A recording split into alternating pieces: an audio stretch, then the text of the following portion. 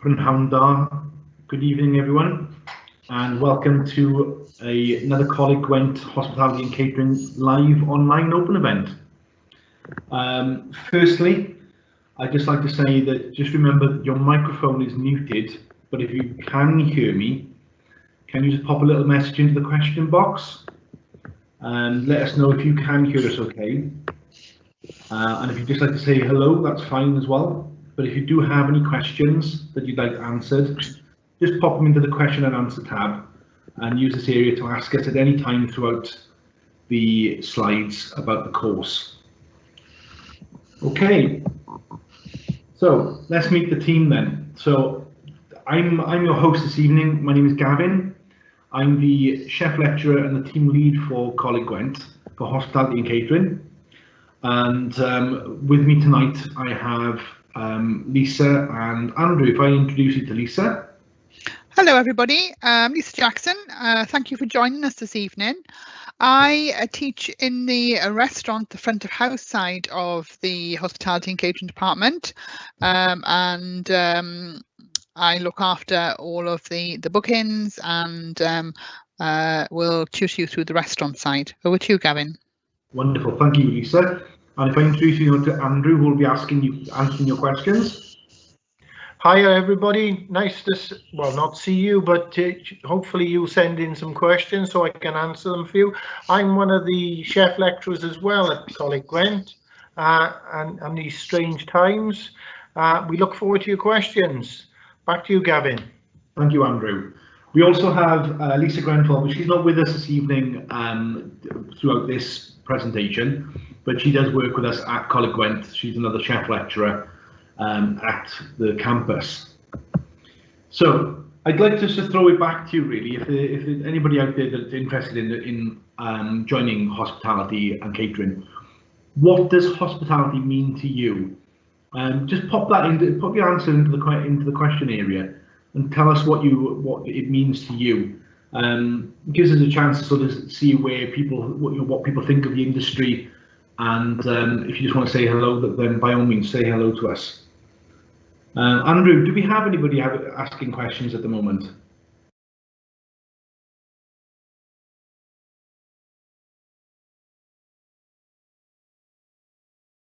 Sorry, Gavin, we've got 2 attendees at the moment, no questions. But we're interested to hear from that. No problem at all. But if you'd just like to pop a question in, if you do have anything, we'll try and answer it as we go along. So moving on, what will you learn at our Morell's Kitchen? So at Coleg Gwent, at Cross Keys campus, we have our own restaurant and kitchen, and it's run by our students. So from a kitchen point of view, our students work together as a team. They're one brigade in the kitchen, and they all work across different sections. And what you'll be doing, you'll be preparing and cooking food for our restaurant. And this goes on throughout over the year, and we have live events where customers come in for each class once a week. For each class, so that's over 4 to 5 days a week. We have the restaurant open, and you'll be preparing fresh fish, bread, pastry items, fresh fruit and vegetables, meat, fish, and poultry, things like that.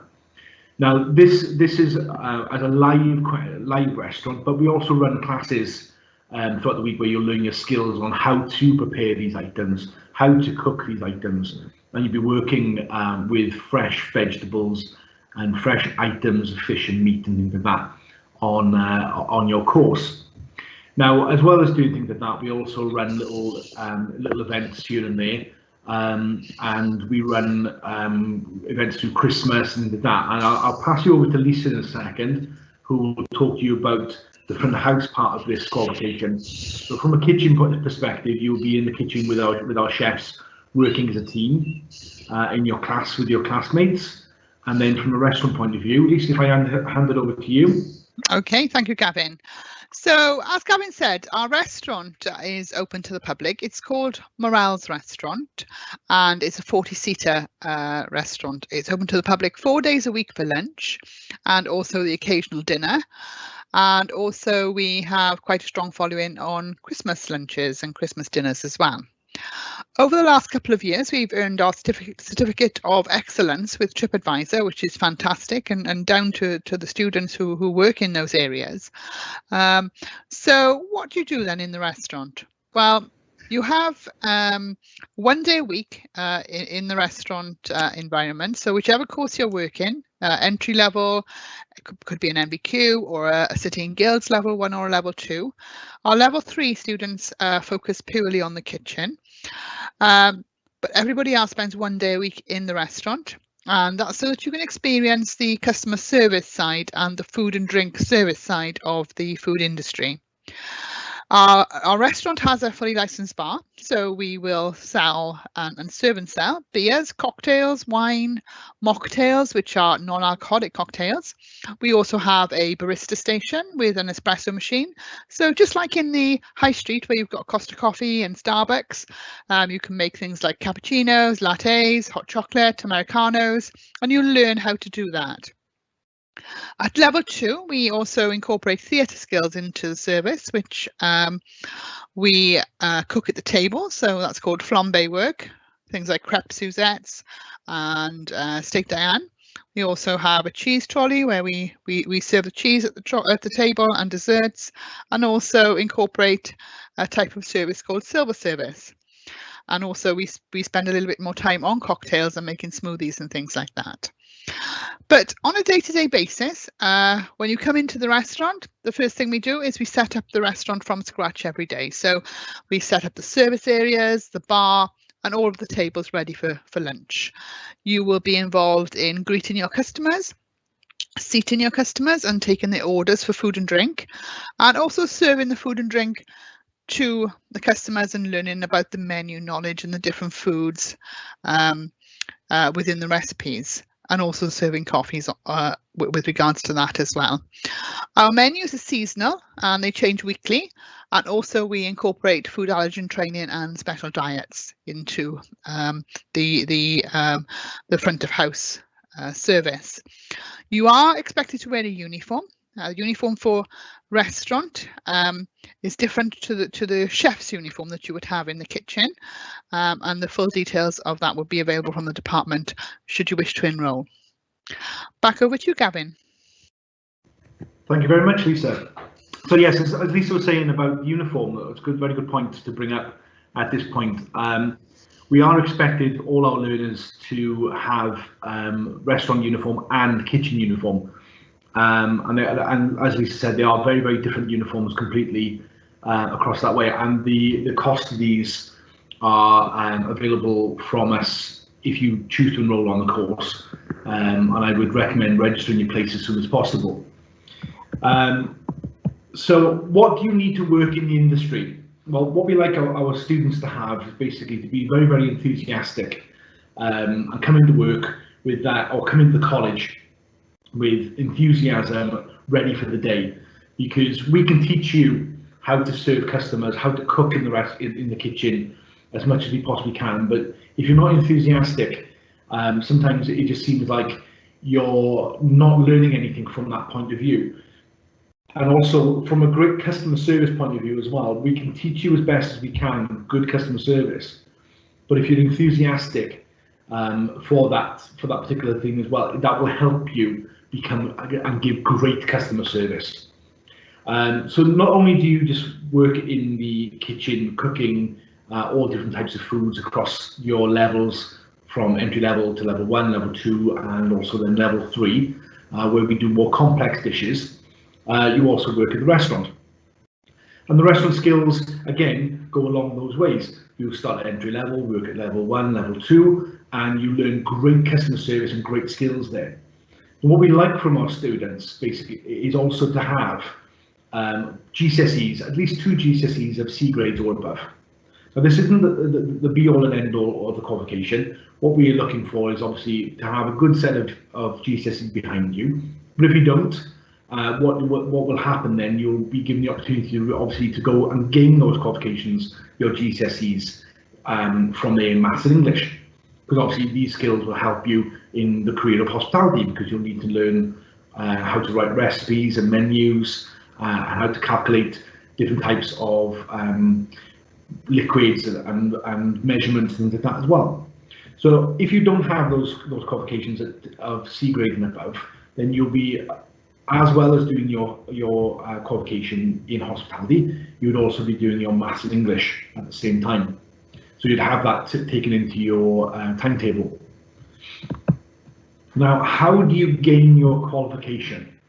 Well, the easiest way to break it down is to say to you, you get given a task first of all, and that task could be anything from front of house to the kitchen. From front of house could be making a drinks tray ready for tea or coffee, or taking an order from a customer, maybe setting up a table, preparing the bar area, making drinks, things like that. Or from a kitchen point of view, it could be making breads, soups, preparing, cooking meat, fish and poultry, things like that.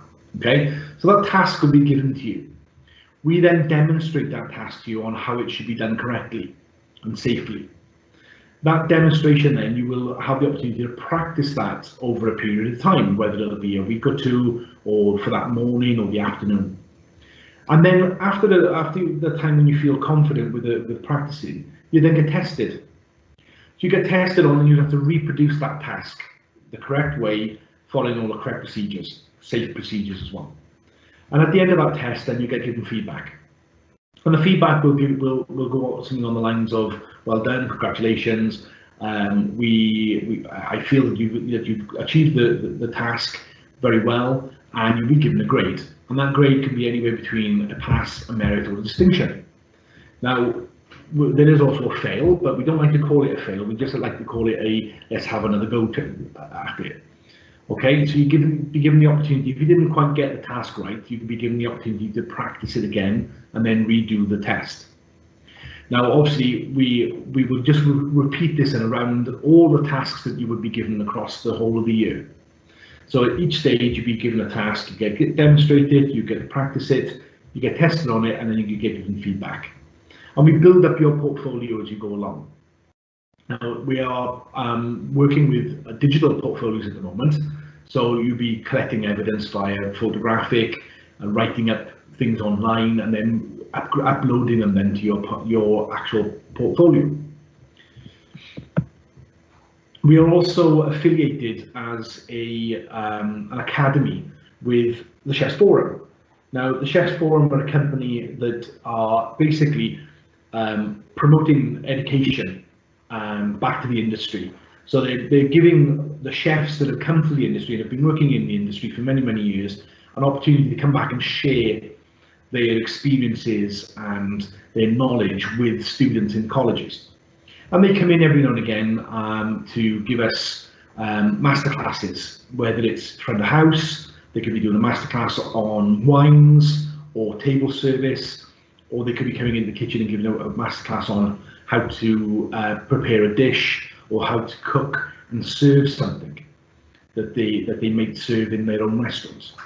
Now, over the years, we've had many chefs in, including different types of chefs from all around the country, really. And types of chefs that are involved with the Chefs Forum Academy are chefs like James Summerin, who had a Michelin-star restaurant in Penarth in Cardiff.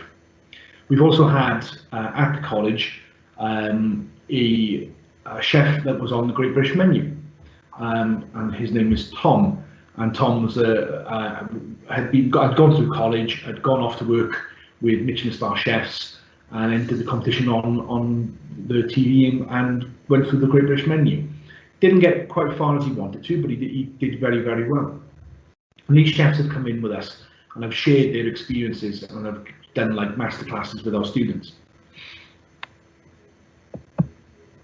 Now I'm going to bring Lisa back into this slide with me in a second. And we're going to talk about the world of hospitality and the opportunities that you have literally across the world. Lisa, do you agree that the world of hospitality is a massive area? I do, certainly, Gavin. So basically, if you come and learn all about hospitality, the world is your oyster, because you can really use your skills to travel the world with international hotel companies, Europe and worldwide, also cruise liners, really high quality cuisine on cruise liners, and also private crew on yachts and so on, private chefs as well. And also in jobs in holiday resorts like ski resorts, where there's hotels and chalets that need to be run, and all of the customers need to be catered for. So there's a huge demand for chefs and front of house staff, and also in the sun and sand resorts as well, like the Caribbean.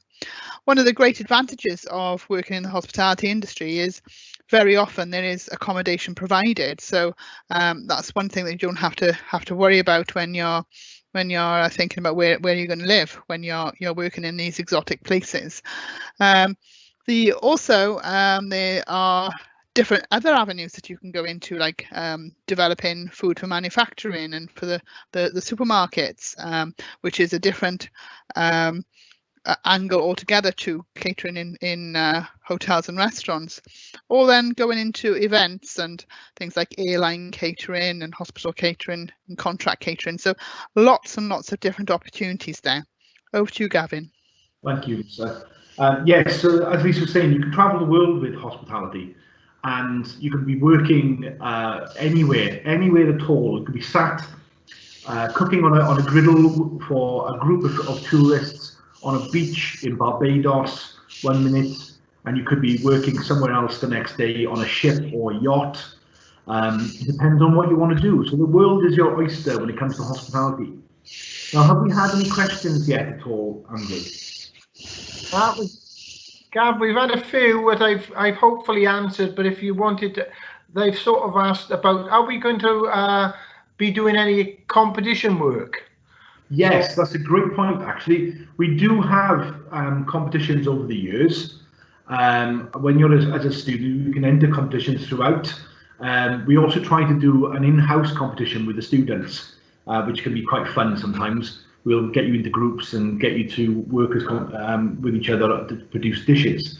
But we do have competitions out there, like the Guild of what was the Craft Guild of Chefs. Gavin, Craft Guild of Chefs. I can never remember if it's the Guild of Craft Chefs, but yes, it's the Craft Guild of Chefs, and we do competitions across the country between other colleges. We compete with them, and we also have opportunities for different types of competitions from major companies as well, that they like to get the students involved and bring them in to see if they can come up with new dishes and new ideas for themselves as well. So that's a great idea. Was there any other questions, Andrew? Yeah, the one question, again, I've tried to answer it, but if you'd like to elaborate, if I didn't get the grades, could I start at a lower level? Yes, of course you can. Yeah. It depends on your experiences, things like that as well. So if the grades weren't quite there, don't be discouraged. Don't be discouraged at all. We can always have a chat with you. You can come in and speak with us, and we can get you to the right suitable level for yourself. You can work your way up from there, and you can work with us for 2 or 3 years basically, and work your way through each of the levels as you go along. So never be discouraged. Always come in and have a chat with us, because you never know, we might be able to get you in at a slightly higher level than what you thought you might be able to come in at. Okay, any other questions, Andrew? Just a general one about how do I join on, how can I go enroll online? So I've answered that one in saying I just posted the websites and the various things that they can do on, but if you want to elaborate. No, that's fine, thank you. If you've posted the links, I was just going to say now, if you post the links there, Andrew, that'd be brilliant. So basically what we're trying to get you to do really is to register your place now. Get on board with us right now, so we know that we're having you in the future, and then you can come in and meet with us at some point, and we'll give you a little interview sort of thing, and talk to you about the course and expand on it a bit more as well, explain the costs and things like that. So if you wanted any help or needed more knowledge on finance or travel, then Andrew will post the links up in a few minutes, ready for you to look through, and of course Andrew's got all the links there to pass on to you, to give you knowledge on who to email, what questions to ask and things like that. So I would say book your places now as quickly as possible before we fill up, because we wouldn't want to disappoint anybody in the future by not being able to get onto the course. And we have done over the past where we've filled up too quickly or very, very quickly at the beginning, and then people have left it till late and have lost out on their placements. So get in there very, very quickly and get yourself booked in and register with us in preparation ready for the when you're ready to come to college. So I'm going to finish here now and just say if there's any other questions now is the chance to ask them, and Andrew and I will stay here, and with Lisa as well, and we'll stay here for a few minutes and answer any questions that you have got. Any other questions, Andrew? No, none at the moment. None at the moment. I posted all the links for people, but I echo your point, Gavin. I said it's best to talk to one of the tutors if you're really interested. Yes, it is. Yeah, and by all means, come in and speak to us. Drop us an email at the college, and then ask about hospitality, and they'll pass you over to one of us, and then we can arrange for you to come in perhaps and speak to us face to face. We find sometimes that face to face is better, talking to somebody, because we can see the enthusiasm in that person, if they really want to, if they're maybe not quite sure, and you're maybe struggling to choose a career in the future. But by all means, if you've got any questions about anything at all, get in contact with the college, and they'll put you through to us, and we'll be able to answer any questions that you may have in more detail, really.